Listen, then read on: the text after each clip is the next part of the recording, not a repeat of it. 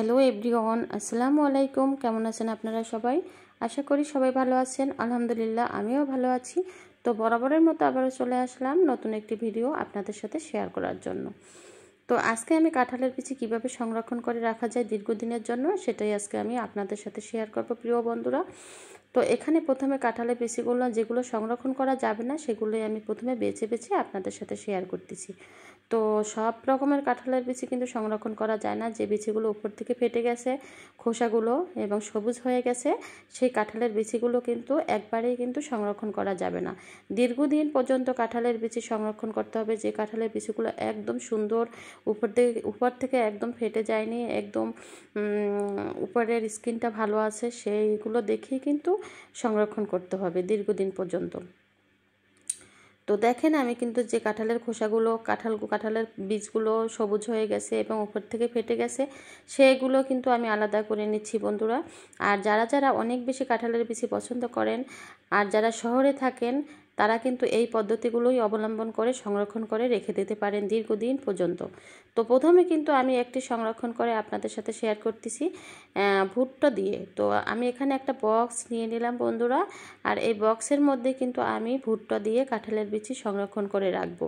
তো যারা যারা শহরে থাকেন, যেহেতু আমরা যারা শহরে থাকি, আমাদের কাছে কিন্তু বালি পাওয়াটা বা ছাই পাওয়াটা খুব কষ্টকর হয়ে যায়। বালিটা যেহেতু বাজার থেকে কিনে আনা যায়, কিন্তু ছাইটা কিন্তু পাওয়াটা খুব রেয়ার হয়ে যায়।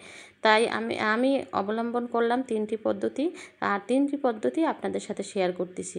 তো এখানে আমি প্রথমে ভুট্টা দিয়ে দিলাম একটি বক্সের মধ্যে, তারপরে উপরে কাঁঠালের বিচিগুলো সুন্দরভাবে ছড়িয়ে ছিটিয়ে দিয়ে উপরে আবার আমি কিছু ভুট্টা দিয়ে দিয়েছি বন্ধুরা। দেখেন আমার এই পদ্ধতিটা কেমন হয়েছে।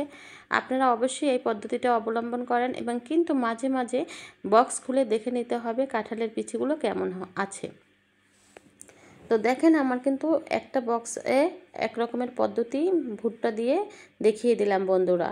আর যদি ভালো লাগে অবশ্যই লাইক, কমেন্ট এবং শেয়ার করে দিবেন আমার ভিডিওটি। আজকে আমার এই তিনটি পদ্ধতি। তো এখন আমি কিন্তু এক কৌটা এখানে চাল নিয়ে নিলাম বন্ধুরা। এই চাল দিয়েও আমি কাঁঠালের বিচি সংরক্ষণ করে রেখে দেবো। যেহেতু আমাদের শহরে যারা আমরা থাকি, আমাদের কাছে কিন্তু বালি বা ছাই পাওয়াটা খুবই রেয়ার। তো এখন আমি আর একটা বক্স নিয়ে নিলাম, এর উপরে কিছু চাল দিয়ে দিলাম, দিয়ে এখানে আমি চাল দিয়ে দিলাম। এখানে আমি উপরে কিছু কাঁঠালের বিচি এখন দিয়ে দেবো বন্ধুরা, দিয়ে উপর থেকে আবার চাল ছড়িয়ে ছিটিয়ে দেবো।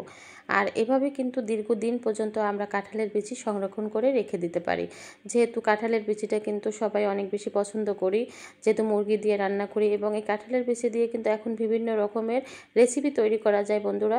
তো আমরা এই কারণে কিন্তু যেহেতু কাঁঠালটা সিজন ছাড়া পাওয়া যায় না, আর এই কাঁঠালের বিচিগুলো কিন্তু 12 মাস রেখে দিলে এভাবে আমরা যে কোনো সময় কাঁঠালের বিচি এভাবে বের করে খেয়ে নিই, মানে বিভিন্ন রকমের রেসিপি তৈরি করে নিতে পারি।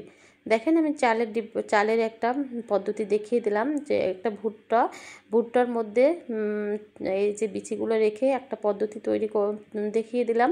আর এখানে চালের মধ্যে এই যে কাঁঠালের বিচিটা দিয়ে আর একটা পদ্ধতি দেখিয়ে দিলাম।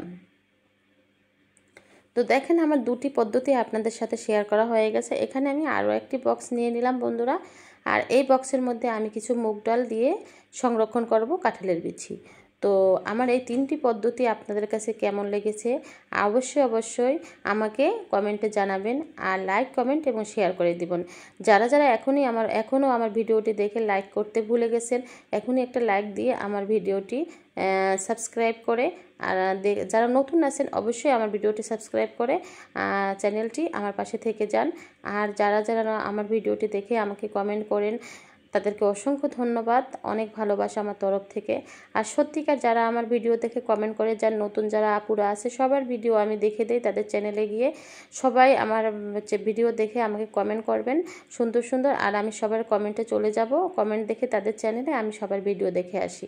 দেখেন আমার কিন্তু আরেকটি পদ্ধতি কিন্তু অবলম্বন করা হয়ে গেল। এখানে আমি মুগ ডাল নিয়েছি, এর মধ্যে আমি বিচিগুলো দিয়ে ভালোভাবে আমি এই সংরক্ষণ পদ্ধতিটা সেরে ফেললাম। তো এখন দেখেন আমি 3টি বক্সে 3 রকমের উপকরণ দিয়ে আমি কাঁঠালের বিচি সংরক্ষণ করে রেখেছি। আর এটা দীর্ঘদিন পর্যন্ত কিন্তু রেখে দেওয়া যাবে, আমরা যখন প্রয়োজন হবে। কিন্তু মাঝে মাঝে কিন্তু আমাদের এই বক্সের মুখটা খুলে আমাদের দেখে নিতে হবে যে কাঁঠালের বিচিগুলো ভালো আছে কিনা।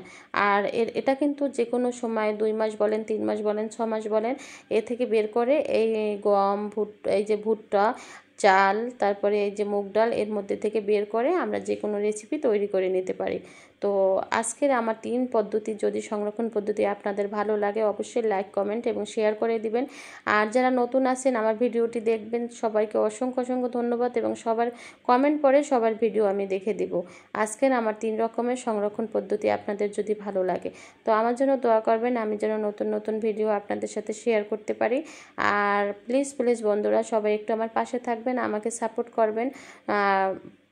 পাশে থাকার জন্য অনেক ধন্যবাদ সবাইকে। আজ এ পর্যন্তই, আল্লাহ হাফেজ।